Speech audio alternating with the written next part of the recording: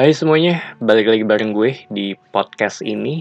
Dan gue sebenarnya udah cukup lama ya nggak ngebuat ini gitu. Terakhir tuh kayaknya tahun 2022 akhir kalau nggak salah. Dan kali ini iseng karena gue dapet sebenarnya udah ada topik yang gue simpen cukup lama ya. Cuma kemarin gue baru selesai tulis skripnya, tulis pointer-pointernya. Jadi ya kayaknya udah siap untuk dibawain gitu. Dan topik yang mau gue bahas kali ini adalah persiapan untuk kehilangan seseorang. Dan kalau ngomongin kehilangan ya, itu akan dekat dengan yang namanya kematian gitu. Dalam hal ini konteksnya kematian gitu, bukan kehilangan orang yang pergi. Bahwa iya tiap orang pasti akan mati gitu, kita udah tahu itu. Dan ada berbagai macam cara juga ke sana. Bisa yang namanya kecelakaan, masalah kesehatan, bencana alam, bahkan bundir juga gitu, dan berbagai macam hal lainnya gitu. Dan kemarin tuh gue sempet baca ya di sekitar beberapa tahun lalu, gue nggak tahu ini terhitung fun fact apa enggak, cuma kita sebagai manusia itu adalah satu-satunya makhluk hidup yang sejak awal sadar bahwa kita akan mati gitu pada akhirnya gitu. Karena kita punya yang namanya consciousness atau kesadaran gitu. Dan pembahasan kali ini semuanya itu akan berkaitan dengan uh, ya bisa dibilang topik yang mau gue bawa di podcast kali ini. Dan topik besarnya adalah anticipatory grief.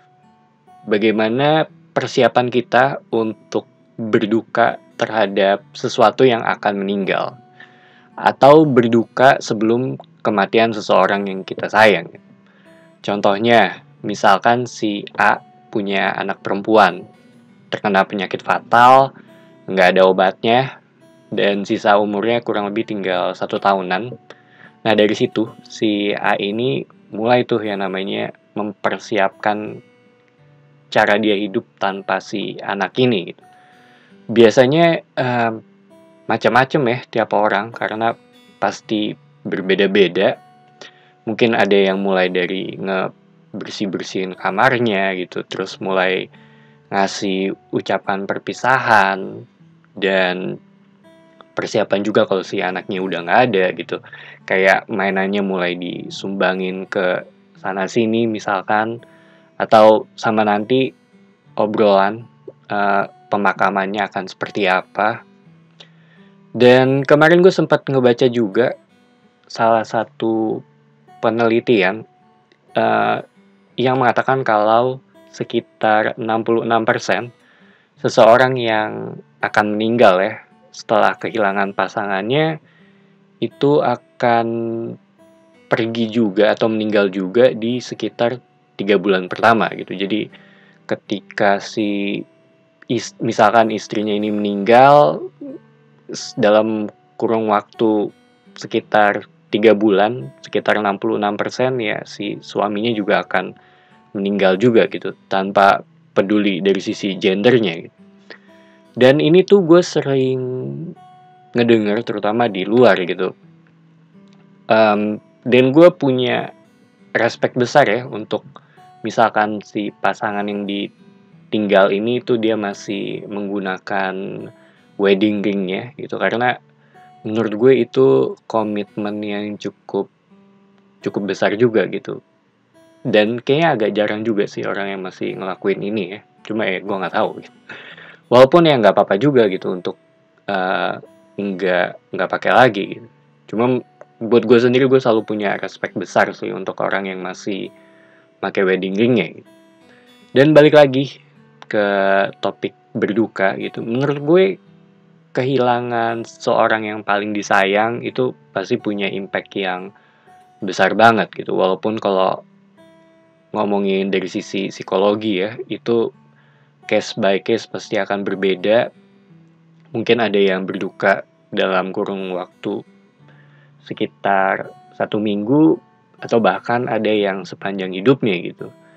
Contohnya tuh kayak kayak The Last of Us kali ya, itu salah satu bagaimana kehilangan seseorang itu bisa berdampak besar ke karakter orang tersebut selanjutnya gitu. Atau bahkan Rascal dari True Detective.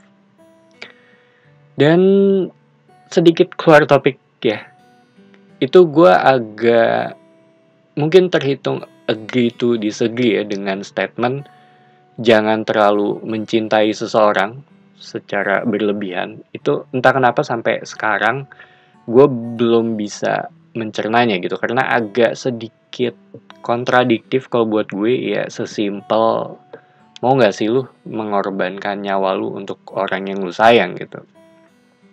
Iya ini emang pertanyaan yang cukup sulit, dan ya bisa aja dijawab dengan gampang di awal gitu ketika ditodong pertanyaan ini ya. Tapi begitu dihadapkan dengan keadaan sebenarnya, gue rasa ya belum tentu sama gitu dengan jawaban yang di awal. Terus gue juga ingat dengan kata-kata sabar itu nggak ada batasnya. Kalau ada batasnya itu belum sabar namanya. Kata-kata ini tuh gue denger pas gue masih SMA 2. Dan entah kenapa keinget aja gitu sampai sekarang gitu. Cuma kalau ngobrolin mengenai anticipatory grief ya, iya menurut gue itu kayaknya terhitung normal, karena sesimpel biar pas orang ini pergi ya lu udah siap gitu, karena lu persiapannya dari jauh-jauh hari. Bagaimana lu uh, bisa bisa bersiap diri ketika si orang ini udah nggak ada gitu. Jadi proses grievingnya tuh dari sebelum orang ini meninggal.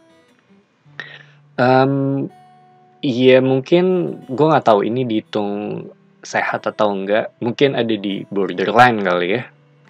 Cuma balik lagi, bagaimana coping mechanism tiap orang kan ya berbeda-beda gitu. Dan ini adalah salah satu caranya gitu. Bagaimana persiapan itu merupakan prosesnya juga. Walaupun menurut gue ya kayaknya akan ada korelasinya dengan overthinking gitu. Iya terhitung bakal capek sih jadinya, apalagi kalau orang yang ditunggu nggak mati-mati gitu. Dan kalau ngomongin berduka gitu ya, menurut gue ini akan sepaket dengan yang namanya menerima dan kesabaran gitu, yang kayak tadi gue bilang.